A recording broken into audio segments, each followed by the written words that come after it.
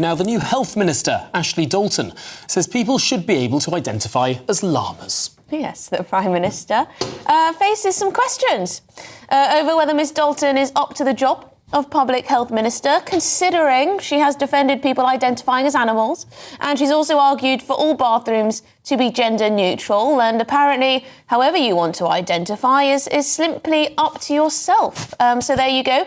But Tom has left me for a moment because he's going to teach us a lesson about the difference between a llama and a Public Health Minister.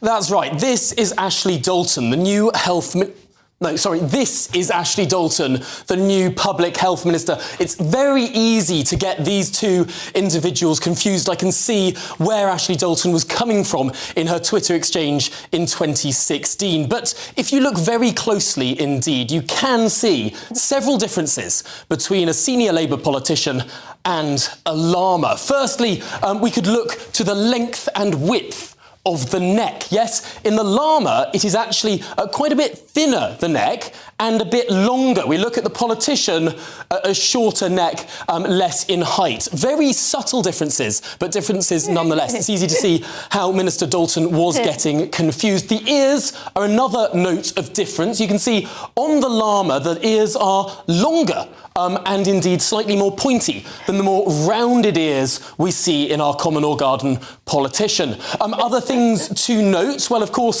the llama, you can't quite see it in this picture. It's a little bit misleading, but it's actually longer. It's got a sort of longer body, front and hind legs, whereas, of course, the front legs on the politician act in a more opposable sort of way. No hooves, but hands and fingers. But there is one thing that I think might have been confusing our new Minister for Public Health.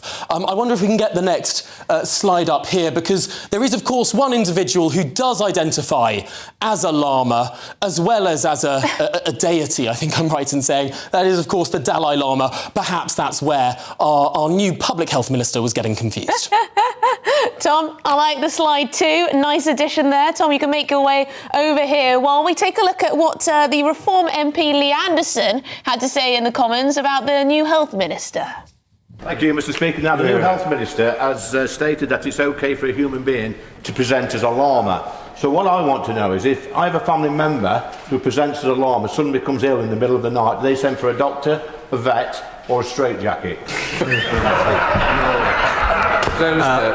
Mr. Speaker, I can just say to the honourable member that my honourable friend, the Minister for Public Health, believes in treating every human being with the dignity and respect they deserve, even the honourable gentleman.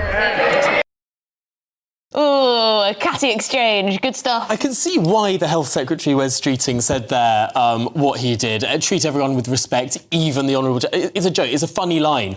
But he didn't take the opportunity there to deny that the new Minister for Public Health thinks that people can identify as llamas and you should indulge them in their delusion. He's her boss, essentially. Surely he's asked her. Surely Wes has asked Ashley Dalton whether she still believes such things, surely? I would have thought that would be surely the first question that you would ask. Just to check sort of everything. Because the thing about Wes Streeting, he's a good politician, right? He has been perhaps much more forward-thinking on a lot of these issues, dragging the Labour Party away from some of the more strange positions that it took under a previous form of leadership. And yet there he comes in with the new Minister for Public Health, who is, if anything, sort of professing more strange and peculiar opinions than even the most... I don't know. I think he was trying not to get bogged down in the detail there, just make a little jibe. I'm trying to move on. A little jibe at Lee Anderson and move on very swiftly. But yes, if you do identify as a llama, do you then call for a vet?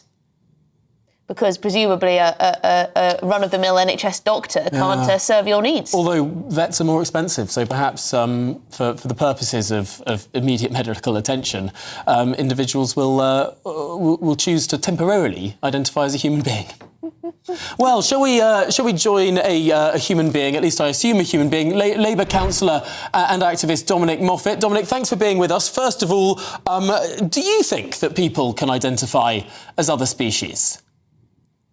Good afternoon, Tom and Emily. And yes, I absolutely believe, just as Ashley does, that anybody has the right to self-identify as they want. And that is a right that we across the Labour Party believe in. That's Seriously, why Dominic? Ashley's a fantastic appointment. Sorry, Seriously? are you actually being serious now? Of course I am, Tom. This is not a People bit. have got the right to identify as they want. As a llama. However, what Ashley was doing was she was using light-hearted humour to make a very serious point, which is that everybody has got the right to identify however they want. What? No, Dominic, seriously. I do wonder whether in 10 years' time you'll still believe this. Well, I firmly believe it now, and I think the Labour Party does too. Just because someone's got the right to identify as a llama doesn't mean they actually do identify as a llama. The right to do so, if you truly, in good faith, identify as a llama, is one that you have the right to do. So does everyone else have to accept it? So if you say, I'm a llama, do I have to then say, you're a llama too? Do I have to, affirm you? If I say it, and I'm saying it as a joke, if I don't truly believe it, no, you don't. But if I truly believe I'm a llama, Do you not think you're mentally unwell if you believe you are a llama? I'm sorry, is that controversial? I don't believe you're mentally unwell, no. So what are you then? Because obviously you're deluded. Why are you saying that? Someone's got a right to self-identify, Emily. Oh my God, Dominic, seriously. I'm actually at a loss for words here. I don't think we've spoken before, but you are great. I thought you'd come on here and say something like, obviously she shouldn't have said it like that. She should have misphrased. But no, I mean, we've got a full throttle defence. This is, I'm actually gobsmacked.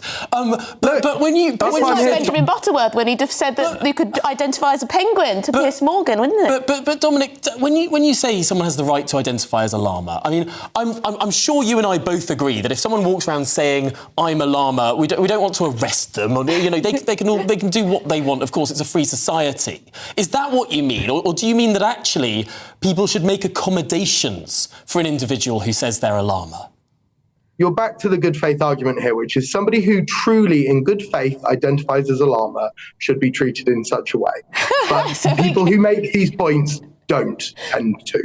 So we should take them to the vet if they get hurt. We should feed them grass or whatever llamas like to eat. But whether someone identifies as a llama or not doesn't actually mean they have doesn't stop them having a human body though, does it? So no. And Lee Anderson's point is, should you take them to a vet? Or should you take them to a vet, or should you take them to a doctor?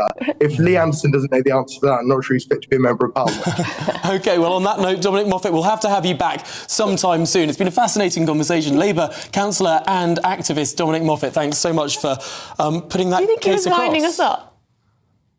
I'm a little bit, as I said, I'm a slight loss for words here. Let us know at home. Do you think Dominic was winding us up there? It's a question, isn't it? It's a question. It's a question. Anyway.